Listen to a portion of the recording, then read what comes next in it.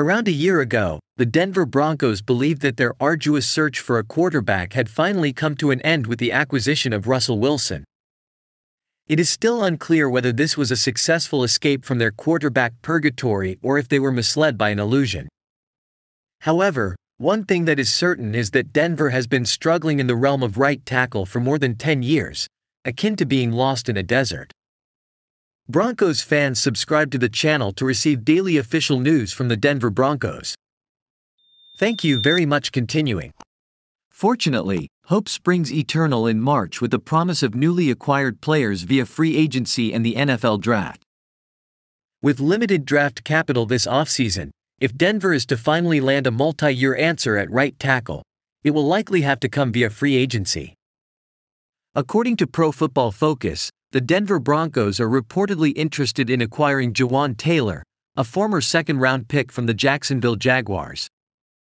Taylor had an impressive year, but the Jaguars may not retain him due to having other capable tackles on their roster such as Cam Robinson and Walker Little. Adding Taylor to Denver's problematic offensive line would be an ideal move, as stated by Brad Spielberger.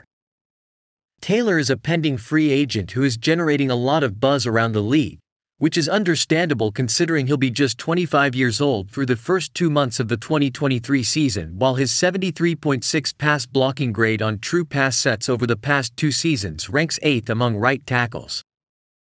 New Broncos head coach Sean Payton always prioritized a stout offensive line in New Orleans, notably making Ryan Ramczyk the highest-paid right tackle in the NFL before taking his hiatus.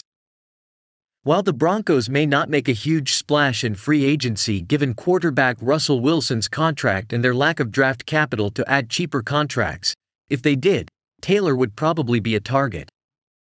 Many considered Taylor to be a mid-to-back-of-the-first-round talent coming out of Florida 4 seasons ago, but due to a torn meniscus he suffered in 2017, many teams balked at the 6'5", 312-pound tackle with a long 35 1/8-inch arm length.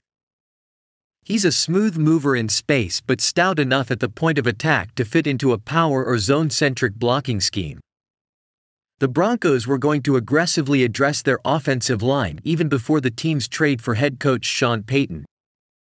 However, with Payton in Denver, Spielberger believes the team will prioritize the offensive trenches even further. It's uncertain what approach GM George Paton and the Denver Broncos will take this offseason. With limited draft picks and the uncertainty surrounding Russell Wilson's future beyond next season, they may opt for a more cautious spending strategy to prepare for the possibility of taking a financial hit if they need to part ways with Wilson if he underperforms in 2023. However, as Spielberger states, Taylor would probably be the target if the Broncos aggressively pursued a right tackle via free agency this offseason.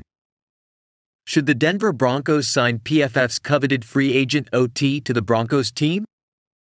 Like the video? Leave a like comment.